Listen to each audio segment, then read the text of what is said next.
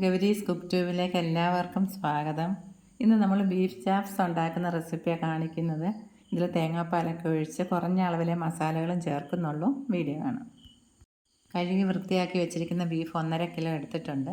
ഇനി ഇതിലേക്ക് അരമുറി ചെറുനാരങ്ങയുടെ നീരും 1/4 ടീസ്പൂൺ മഞ്ഞൾപ്പൊടിയും 1/4 ടീസ്പൂൺ ഉപ്പുപൊടിയും കൂടെ ചേർത്ത് നല്ലപോലെ ഒന്ന് പുരട്ടി അരമണിക്കൂർ വയ്ക്കാം. ചെറിയ 2 കഷ്ണം ഇഞ്ചിയും 10-15 വെളുത്തുള്ളിയും വെള്ളം ചേർക്കാതെ നല്ലപോലെ ഒന്ന് അരച്ചെടുക്കാം. ഇപ്പോൾ കുറച്ച് വെളിച്ചെണ്ണ ഒഴിച്ചിട്ടുള്ള ചൂടായ വെളിച്ചെണ്ണയിലേക്ക് 1 ടീസ്പൂൺ പെരിഞ്ചീരകം ചേർത്ത് ഒന്ന് പൊരിഞ്ഞ് കഴിയുമ്പോൾ 2 അളവിൽ ചെറിയ ഉള്ളി എടുത്തിട്ടുണ്ട്. ഇതും കൂടെ ചേർത്ത് ഗോൾഡൻ കളർ ആവുന്നവരെ ഒന്ന് വറുത്തെടുക്കണം. വലിയ ഉള്ളി മാത്രം 2ആയിട്ടൊന്ന് പിളർത്തി എടുത്തിട്ടുണ്ട്. ചെറുത് അങ്ങനെ തന്നെ ഇട്ടിട്ടേ ഉള്ളൂ. ഫ്ലെയിം കുറച്ചിട്ട് വേണം ഫ്രൈ ചെയ്തെടുക്കേണ്ടത്. ഇപ്പോൾ ഗോൾഡൻ കളർ ആയിട്ടുണ്ട്.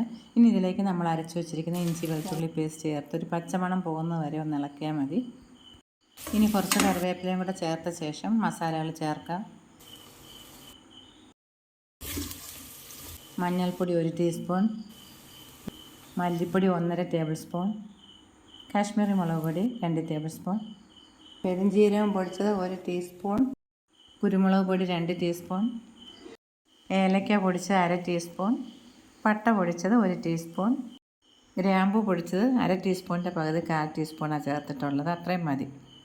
ഫ്ലെയിം ഓഫ് ചെയ്ത ശേഷം മസാലകളൊക്കെ ഇട്ടിട്ടുണ്ടായിരുന്നത്. ഈ ചൂടിലത് മൂത്തോളും. ഇനി നമുക്കിതിലേക്ക് 1 ടേബിൾ സ്പൂൺ കാഷ്യൂനട്ട് പൊടിച്ചാണ് ചേർക്കുന്നത്. നല്ലൊരു ടേസ്റ്റ് കിട്ടുന്നതിന് വേണ്ടി. എടുത്തു വെച്ചിരിക്കുന്ന ബീഫും കൂടെ ചേർത്ത് നല്ലപോലെ ഒന്ന് ഇളക്കി യോജിപ്പിച്ചെടുക്കാം. ഇനി 1 ടീസ്പൂൺ ഉപ്പുപൊടിയും കൂടെ ചേർക്കാം. ആദ്യം നമ്മൾ 1/4 ടീസ്പൂൺ ചേർത്തിട്ടുണ്ടായിരുന്നു. ഇതും കൂടെ ചേർത്തൊന്ന് ഇളക്കി പുരട്ടിയിട്ട് 10 മിനിറ്റ് ലോ ഫ്ലെയിമിൽ വെച്ചൊന്ന് അടച്ച് വയ്ക്കാം. ബീഫിലുള്ള വെള്ളം ഇറങ്ങുന്നതിന് വേണ്ടി. 10 മിനിറ്റ് കഴിഞ്ഞിട്ട് നമ്മൾ തുറന്ന് നോക്കുമ്പോൾ ഇത്രയും വെള്ളം ഇറങ്ങിയിട്ടുണ്ട്. ഇനി ഇതിലേക്ക് നമ്മൾ വെള്ളം ഒഴിക്കുന്നതേ ഇല്ല. അടച്ച് വെയിറ്റ് വെച്ച ശേഷം ഫ്ലെയിം കൂട്ടി വയ്ക്കണം. 1 വിസിൽ വന്നതും വീണ്ടും മീഡിയം ഫ്ലെയിം ആക്കി 4 വിസിൽ വരുന്നവരെ അങ്ങനെ വയ്ക്കാം. അതിനുശേഷം ഓഫ് ചെയ്യാം. ഇനി നമുക്ക് കുറച്ച് കസൂരി മേത്തി ഒന്ന് ചൂടാക്കിയെടുക്കാം. ചെറുതായിട്ടൊന്ന് ചൂടാക്കിയാൽ മതി. അപ്പോൾ നന്നായിട്ട് പൊടിഞ്ഞ് കിട്ടുകയും ചെയ്യും. നല്ലൊരു മണമുണ്ട്.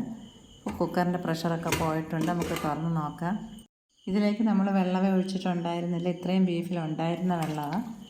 നന്നായിട്ട് വെന്തിട്ടുമുണ്ട്. ചില ബീഫിന് വേവ് കൂടുതലാണെന്നുണ്ടെങ്കിൽ 1-2 വിസിലും കൂടെ വയ്ക്കണം. ഇനി ഇതിലേക്ക് തേങ്ങാപ്പാൽ ഒഴിച്ചു കൊടുക്കാം. ഇനി നമുക്കിത് വറ്റിച്ചെടുക്കാം. അല്ല ഗ്രേവി കൂടുതൽ വേണമെന്നുണ്ടെങ്കിൽ 1-2 തിള കഴിയുമ്പോൾ ഓഫ് ചെയ്യാം. ഇതിൽ നമുക്ക് മല്ലിയില വേണമെങ്കിൽ ചേർക്കാം കേട്ടോ. ഞാനിത് കരിവേപ്പില മാത്രമേ ചേർക്കുന്നുള്ളൂ. 1/4 ടീസ്പൂൺ ഉപ്പുപൊടിയും കൂടെ ചേർത്ത് കഴിഞ്ഞിട്ട് ഇതിലേക്ക് കുറച്ച് പഞ്ചസാര ചേർക്കാം. 1/4 ടേബിൾ സ്പൂൺ അളവിലേ ചേർത്തിട്ടുള്ളൂ.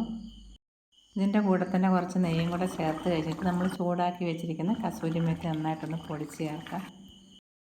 ഇപ്പോഴിതിൽ വളരെ കുറച്ചേ മസാലകൾ ചേർത്തിട്ടുള്ളൂ. 1.5 കിലോ ബീഫിന് കുറച്ചും കൂടെ മസാലകൾ വേണമെങ്കിലും ചേർക്കാം.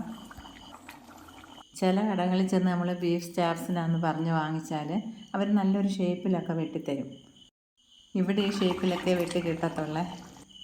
ഇതിലിനി കുറച്ച് കറിവേപ്പിലയും കൂടെ ചേർത്തിട്ട് നമുക്ക് സ്റ്റവ് ഓഫ് ചെയ്യാം. നല്ലപോലെ വറ്റിച്ചെടുത്തിട്ടുള്ളത്. ചൂടൊക്കെ പോയ ശേഷം അടച്ച് വയ്ക്കാം. രാത്രിയിലാണ് ഉണ്ടാക്കിയത്. കുറച്ച് എടുത്തിട്ടും ഉണ്ടായിരുന്നു.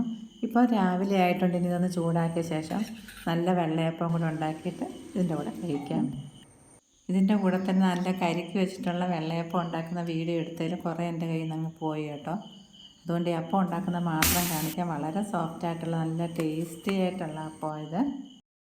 വെള്ളയപ്പവും ചാപ്സും നല്ലൊരു കോമ്പിനേഷനാണ്. ഇഷ്ടമുള്ളവർക്ക് ഇതേപോലെ ഒന്ന് ഉണ്ടാക്കി നോക്കാം. മറ്റൊരു വീഡിയോയുമായി വീണ്ടും കാണാം. Thank you.